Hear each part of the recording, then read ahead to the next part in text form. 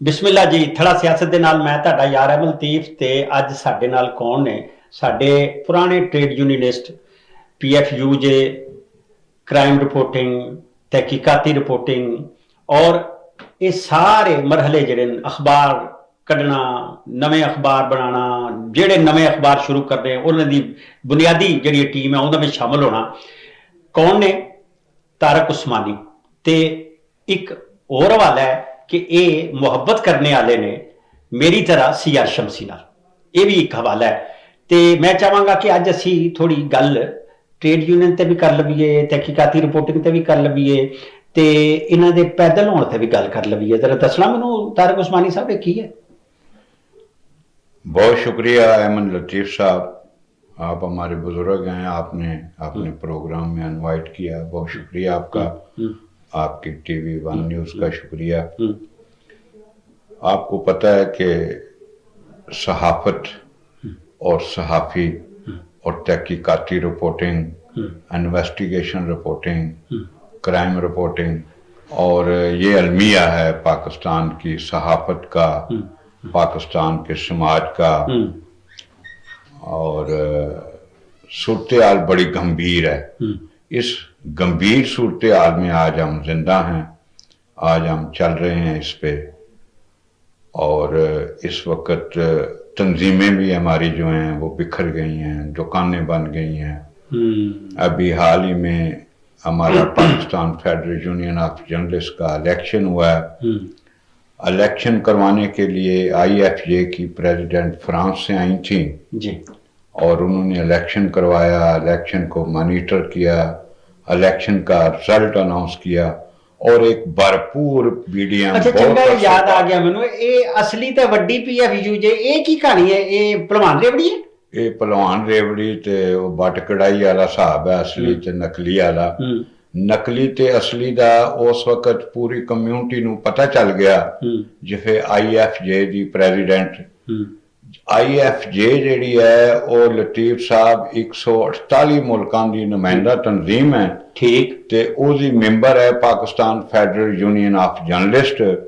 ते 6 लाख मुस्तनद जिहड़ा जर्नलिस्ट है वो उस तंजीम नाल पूरी दुनिया दा जुड़े है। ते इसे गल मैं कह रहा कि ये जिफे आईएफजे दी प्रेसिडेंट आके एक यूजे दा, एक मुल्क दा, मतलब पाकिस्तान में बड़ा वड्डा आजाद हासिल होया कि उहदी प्रेसिडेंट फ्रांस तो आई, उन्हें इलेक्शन कराया, मॉनिटर किया और उसका रिजल्ट अनाउंस किया। ते असली ते नकली दा सारी कम्यूनिटी नूं भी पता है, ते वाजिया भी हो गया कि असली केड़ी सी ते नकली केड़ी है। नहीं तो तुहानू क्यों लभी है मेंबरशिप ते उन्हां नूं क्यों नहीं लभी? तो तुसी एफिलिएटेड क्यों हो, तो वो क्यों नहीं? असल गल की है, कब्जे कब्जा तो उन्हां दा भी है। 2013 तक ये 21 तंजीम सी। मनहाज बरना साहब दी, निसार उस्मानी साहब दी, अब्दुल हमीद छाबरा साहब, फाजुर रहमान, सीआर शमसी, क्या बड़े लोग सन, बड़े लोग सन ते स्ट्रगल सी। ठीक। एक तंजीम जिस वेले काम कर रही सी ते वर्कर दे हकूक दा तहफुज कर रही सी। ठीक। कराची दे अंदर लतीफ साहब जिफे इलेक्शन होया ते उस election they which Rana Azeem election जित गया प्रेसिडेंट दा, ते मुकाबले ते अफजल भट्ट इलेक्शन जिफे हार गया। ते 3 बैल्ट पेपर, मुश्ताक मनास उस वक्त साफी सी ते एक्टिविटी करदा सी, ते वो 3 बैल्ट पेपर ही चबा गया। अच्छा 3 बैल्ट पेपर भी ते 3 प्लाट भी खा गया?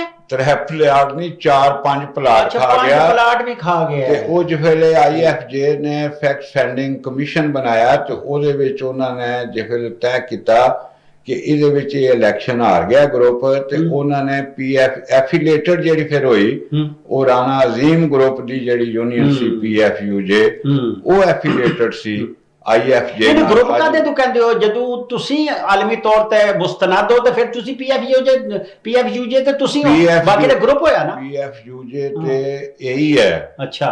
उन्होंने आके इत्थे प्रेस क्लब ते नजायज कब्जा किया कई सालों तो जाली वोटां दे नाल, तो उन्हें एक धड़ा अपना ग्रुप बनाया, तो उन्होंने ग्रुप बनाने तो असी किस तरह मना कर सकते हैं? ठीक। तो ये सिलसिला चल रहा है, दुकान चल रही है। ਅੱਛਾ ਤੇ ਤੁਸੀਂ ਇਹ ਚਲੋ ਇਹ ਗੱਲ ਮੈਂ ਐਵੇਂ ਵਿੱਚ ਕੀਤੀ ਹੈ ਪਲਾਟ ਵੋਟਾਂ ਖਾਣ ਵਾਲੀ ਤੇ ਪਲਾਟ ਖਾਣ ਵਾਲੀ ਵੀ ਇੱਕ ਗੱਲ ਹੈ ਜੀ, ਉਹ ਦੱਸੋ ਤੇ ਸਹੀ ਨਾਲ। अहमद लतीफ ਉਹ ਜੰਮੂ ਹੋ ਕੇ ਪਤਾ ਨਹੀਂ ਕਿ पूरी कम्युनिटी जानती है।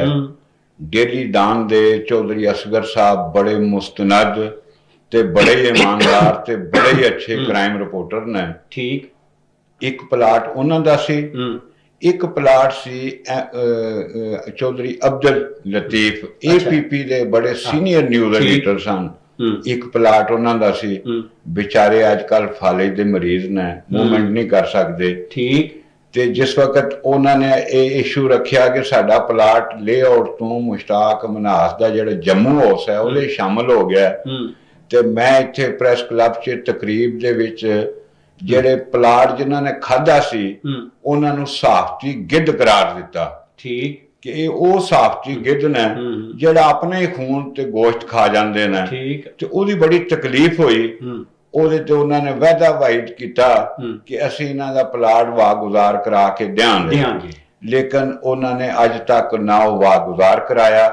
ਫਿਰ ਸਾਡੇ ਜਮੀਲ ਮਿਰਜ਼ਾ ਸਾਹਿਬ, ਤੁਹਾਨੂੰ ਪਤਾ ਬੜੇ ਐਫੀਲੀਏਟਡ ਔਰ ਮੁਨਜ਼ਮ ਦੋਸਤ ਨੇ, ਟ੍ਰੇਡ ਯੂਨੀਅਨਿਸਟ ਨੇ, ਫਾਈਨਾਂਸ ਸੈਕਟਰੀ ਸਨ PFUJ ਦੇ, ਤੇ ਉਹਨਾਂ ਦੀ ਯੂਨੀਅਨ ਦੀ ਤਰਫੋਂ ਉਹਨਾਂ ਨੂੰ ਫਰਾਇਜ਼ ਸੌਂਪੇ ਗਏ ਕਿ ਤੁਸੀਂ ਅਸਗਰ ਚੌਧਰੀ ਤੇ ਲਤੀਫ ਚੌਧਰੀ ਦਾ ਪਲਾਟ ਜਿਹੜਾ ਵਾਗੁਜ਼ਾਰ ਕਰਾਉਣ ਵਾਸਤੇ ਰਾਵਲਪਿੰਡੀ ਹਾਈ ਕੋਰਟ ਬੈਂਚ 'ਚ ਕੇਸ ਕੀਤਾ। ਠੀਕ। ਤੇ ਅਲਹਮਦੁਲਿਲਾ ਉਹ ਉਸ ਦੇ ਵਿੱਚ ਕਾਮਯਾਬ ਹੋਏ ਨੇ।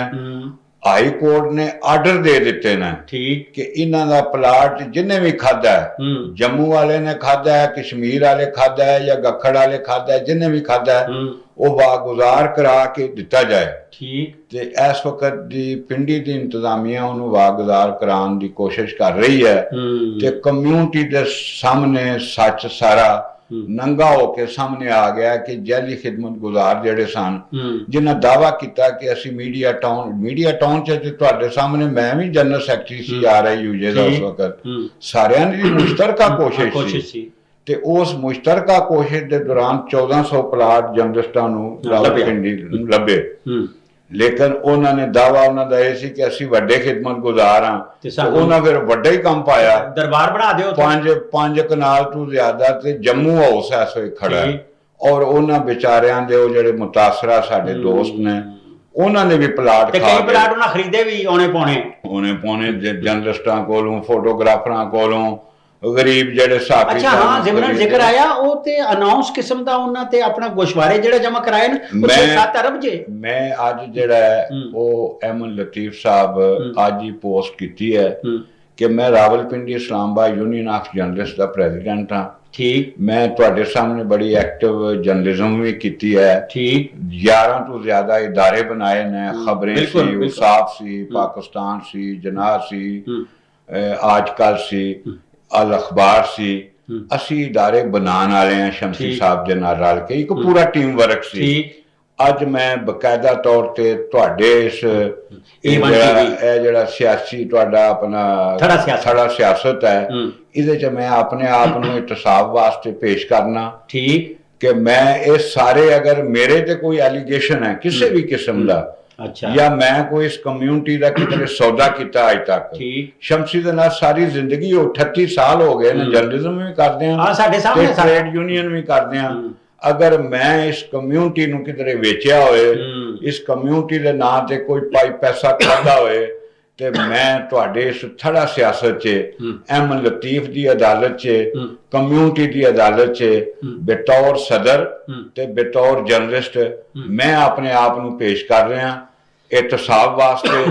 ਤੇ ਮੈਂ ਇਹ ਰਿਕੁਐਸਟ ਕਰ ਰਿਹਾ ਸਾਰੀ ਕਮਿਊਨਿਟੀ ਦੇ ਅੱਗੇ ਕਿ ਜਿਹੜੀ ਸਾਡੀ ਲੀਡਰਸ਼ਿਪ ਆ ਕੇ ਪ੍ਰੈਸ ਕਲੱਬ ਦੀ ਸਿਆਸਤ ਕਰ ਰਹੀ ਹੈ, ਟ੍ਰੇਡ ਯੂਨੀਅਨ ਦੀ ਸਿਆਸਤ ਕਰ ਰਹੀ ਹੈ, ਭਾਵੇਂ ਧੜੇ ਦੀ ਕਰ ਰਹੀ ਹੈ, ਉਹ ਵੀ ਆਪਣੇ ਆਪ ਨੂੰ ਪੇਸ਼ ਕਰਨ, ਗੋਸ਼ਵਾਰੇ ਜਮਾ ਕਰਾਉਣ ਕਿ ਉਹਨਾਂ ਕੋਲ ਕੀ ਅਸਾਸੇ ਨੇ। ਜਦੋਂ ਆਏ ਸਨ ਤੇ ਕੇਸ ਕੱਲ ਦੇ ਮੁੰਡਿਆਂ ਨੂੰ, ਮੈਂ ਦਾਈ ਵੀ ਹਾਂ ਸ਼ਹਿਰ ਦੀ, ਸਾਫੀਆਂ ਦੀ ਦਾਈ ਹਾਂ ਮੈਂ ਇੱਕ ਇੱਕ ਬੰਦੇ ਨੂੰ, ਇੱਕ ਇੱਕ ਫਰਦ ਨੂੰ ਜ਼ਾਤੀ ਤੌਰ ਤੇ ਜਾਣਨਾ ਕਿਹੜਾ ਕੀ ਲੈ ਕੇ ਆਇਆ ਸੀ, ਕੀ ਲੈ ਕੇ ਆਇਆ ਸੀ, ਕਿਹੜਾ ਸਾਈਕਲ ਤੇ ਆਇਆ ਸੀ, ਤੇ ਸਮਰ ਦਾ ਸੂਟ ਪਾਇਆ ਸੀ, ਕਿਹੜਾ ਪੈਦਲ ਸੀ, ਕਿਹੜਾ ਕੋਈ ਸਕੂਟਰ ਲੈ ਕੇ ਆਇਆ ਸੀ, ਕਿਹੜਾ ਵੈਸਪੇ ਤੇ ਆਇਆ ਸੀ, ਤੇ ਅੱਜ ਉਹਨਾਂ ਦੇ ਕੋਲ ਕੀ ਕੀ ਅਸਾਸੇ ਨੇ, ਤੇ ਉਹਨਾਂ ਦਾ ਤਨਖਾਹਾਂ ਦਾ ਪੈਕੇਜ ਕੀ ਸੀ।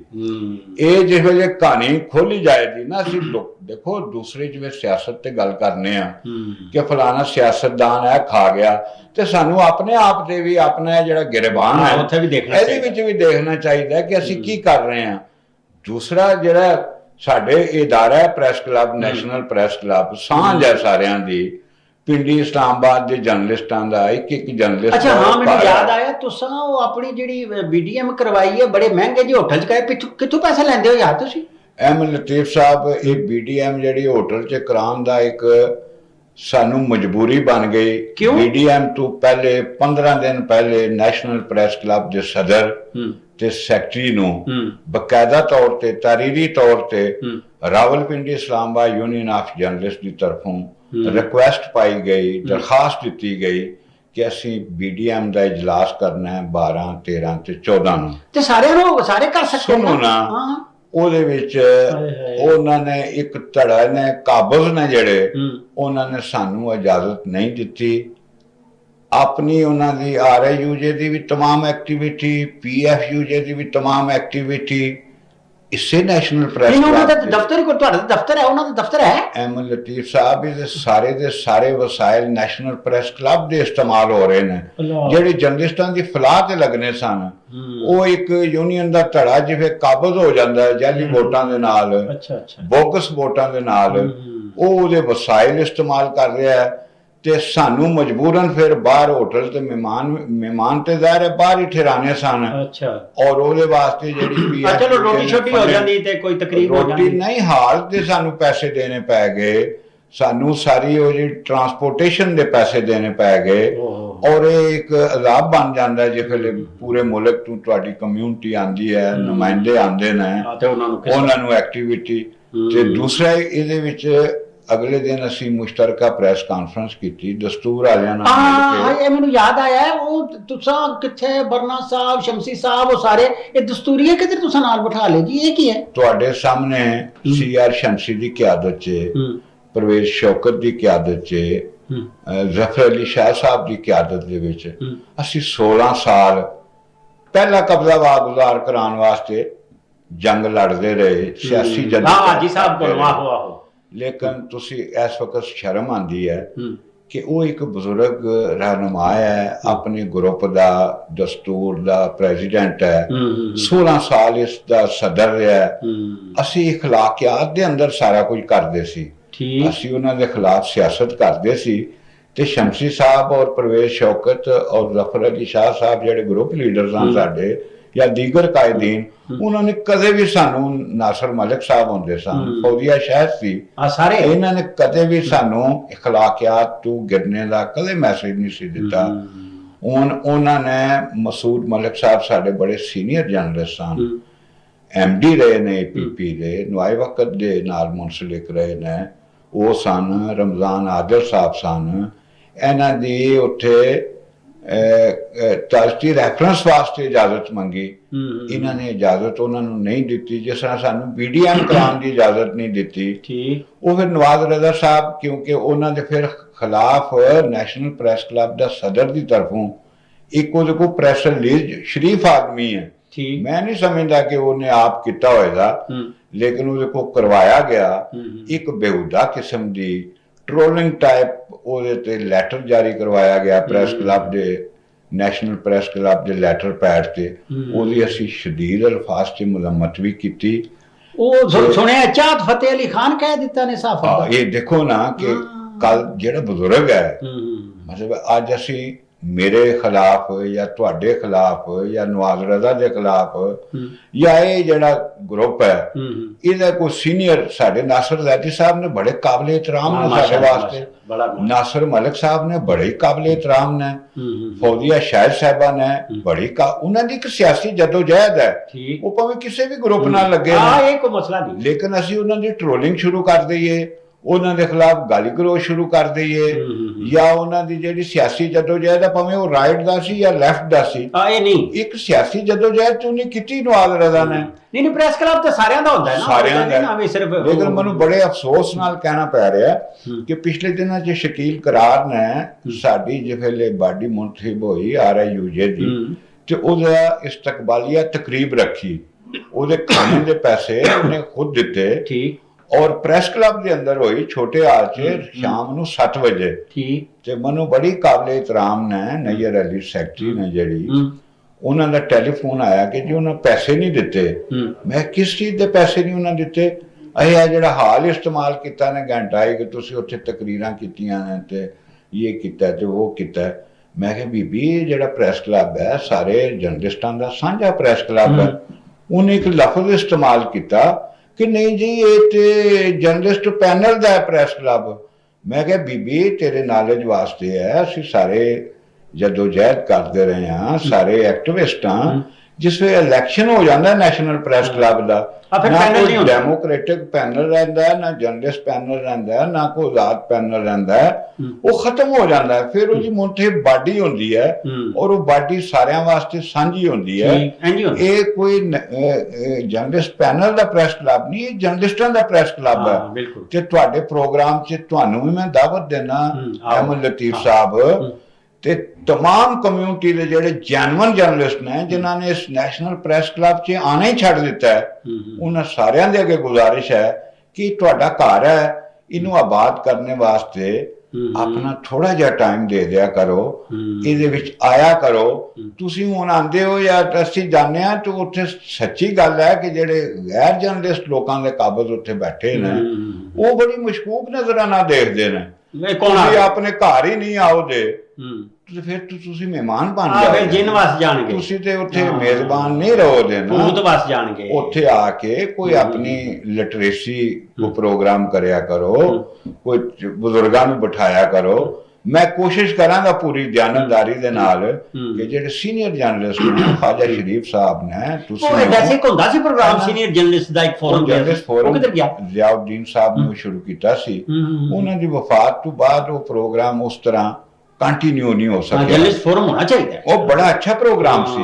ਉਹਦੇ ਵਿੱਚ ਲੀਡ ਦਾ ਪ੍ਰੈਸ ਸੀ ਔਰ ਸੀਨੀਅਰ ਲੋਕ ਆ ਕੇ ਬੈਠਦੇ ਸਨ, ਗੱਪਾਂ ਮਾਰਦੇ, ਲੈਕਚਰ ਹੁੰਦਾ ਸੀ, ਬੜਾ ਅੱਛਾ ਹੁੰਦਾ ਸੀ, ਲਿਟਰੇਸੀ ਪ੍ਰੋਗਰਾਮ ਸਨ ਉਹ। ਬਿਲਕੁਲ। ਔਰ ਕਦੇ ਇਕਨੋਮਿਕ ਦੇ ਉੱਤੇ ਉਹ ਪ੍ਰੋਗਰਾਮ ਕਰਦੇ ਸੀ, ਕਦੇ ਅੱਛਾ। ਇਹ ਚਲੋ ਇਹ ਤੇ ਗੱਲਾਂ ਹੁੰਦੀਆਂ ਰਹਿਣਗੀਆਂ, ਦੁੱਖ ਦਰਦੀ ਅਸੀਂ ਕਰਦੇ ਰਵਾਂਗੇ। ਇਹ ਪੀਕਾ ਦਾ ਜਿਹੜਾ ਟੀਕਾ ਲੱਗ ਗਿਆ ਇਹ ਕੀ ਹੋਇਆ ਸਾਡੇ ਨਾਲ, ਵੈਸੇ ਦੱਸਣਾ ਕਿਸ ਕੀਤਾ, ਕਿਸ ਤਰ੍ਹਾਂ ਕੀਤਾ, ਕਿਉਂ ਕੀਤਾ? ਇਹਦੇ ਵਿੱਚ ਵੀ ਹੁਣ ਤੁਸੀਂ, ਮੈਂ ਉਹ ਇਲਜ਼ਾਮ ਵਾਲੀ ਸਿਆਸਤ ਤੇ ਨਹੀਂ ਕਰਦਾ, ਲੇਕਿਨ ਸਾਨੂੰ ਸ਼ਰਮ ਆਉਂਦੀ ਹੈ ਜਿਸ ਵੇ ਇਹ ਚੀਜ਼ ਪਹੁੰਚਦੀ ਹੈ ਸਾਡੇ ਸਾਹਮਣੇ ਕਿ ਨੈਸ਼ਨਲ ਪ੍ਰੈਸ ਕਲੱਬ ਜਿਹੜਾ ਆਜ਼ਾਦੀ ਸਹਾਫਤ ਦਾ ਅਸੀਂ ਮੋਰਚਾ ਬਣਾਉਂਦੇ ਹਾਂ, ਇਹਨੂੰ ਕਦੇ ਅੱਡਾ ਕਰਾਰ ਦਿੰਦੇ ਹਾਂ। ਇਹਦੀ ਕਿਆਦਤ ਇੱਥੇ ਕਾਬਜ਼ੀਨ ਜਿਹੜੇ ਨੇ ਉਹਨਾਂ ਦੇ ਲੋਕ ਸ਼ਾਮਲ ਹੋ ਕੇ ਗੌਰਮੈਂਟ ਦੇ ਨਾਲ ਉਹਦਾ ਗੱਠਜੋੜ ਕਰਦੇ ਨੇ, ਠੀਕ। ਤੇ ਉਸ ਗੱਠਜੋੜ ਦੇ ਨਾਲ ਇਹ ਸਾਰੀਆਂ ਚੀਜ਼ਾਂ ਚੱਲਦੀਆਂ ਨੇ।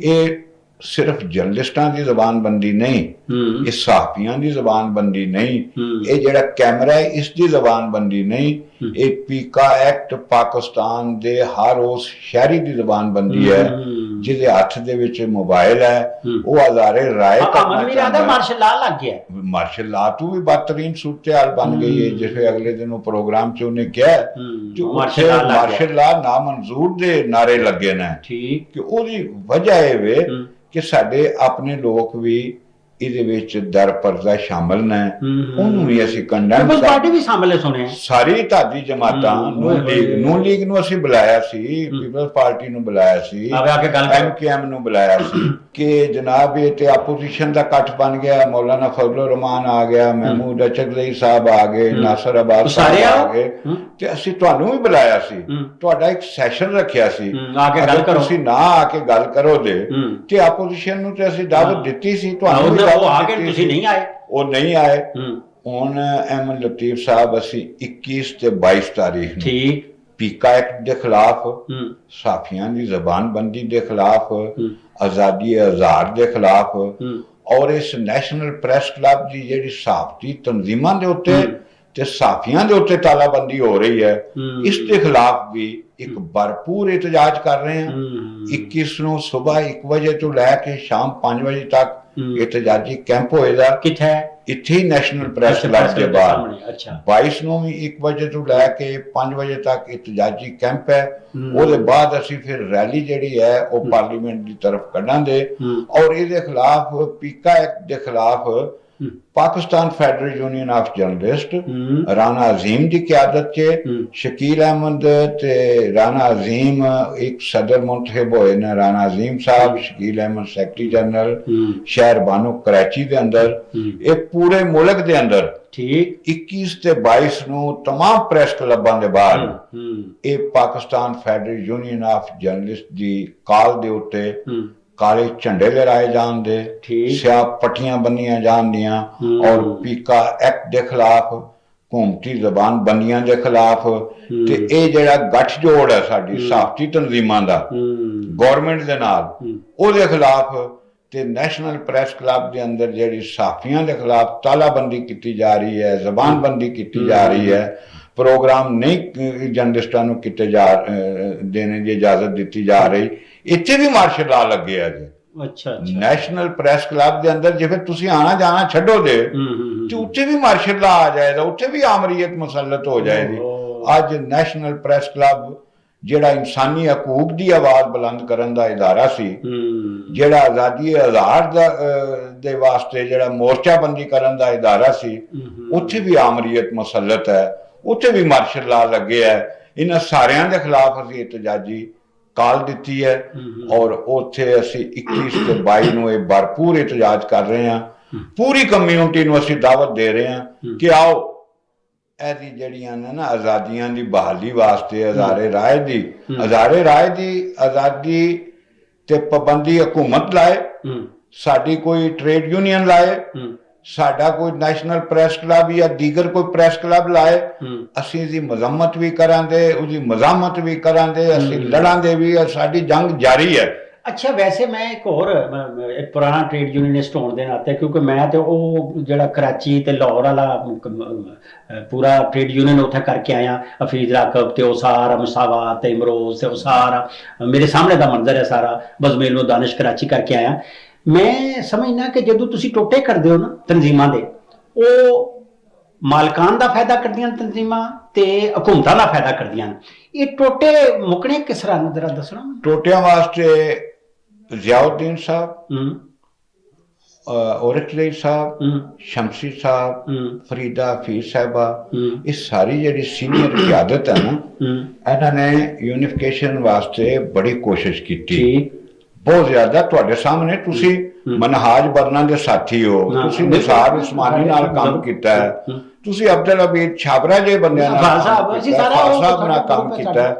ਤੇ ਇਹ ਬੇਸਿਕਲੀ ਜਿਹੜਾ ਸਾਡਾ ਸਹਾਫੀ ਹੈ ਤੇ ਸਾਡਾ ਮੀਡੀਆ ਵਰਕਰ ਹੈ, ਇਹ ਉਹਦੇ ਖਿਲਾਫ ਇੱਕ ਸਾਜ਼ਿਸ਼ ਹੈ। ਠੀਕ, ਇਸ ਸਾਜ਼ਿਸ਼ ਚ ਸਟੈਬਲਿਸ਼ਮੈਂਟ ਵੀ ਸ਼ਾਮਲ ਹੈ, ਇਸ ਸਾਜ਼ਿਸ਼ ਤੇ ਹਕੂਮਤੀ ਜ਼ੋਮਾ ਵੀ ਸ਼ਾਮਲ ਨੇ। ਇਸ ਸਾਜ਼ਿਸ਼ ਦੇ ਵਿੱਚ ਇਹ ਜਿਹੜੀਆਂ ਸਾਡੀਆਂ ਟੋਟੇ ਹੋਈਆਂ ਦੁਕਾਨਾਂ ਬਣਾਈਆਂ ਨੇ ਜਿਨ੍ਹਾਂ ਨੇ ਖੋਖੇ, ਇਹ ਵੀ ਸ਼ਾਮਲ ਨੇ।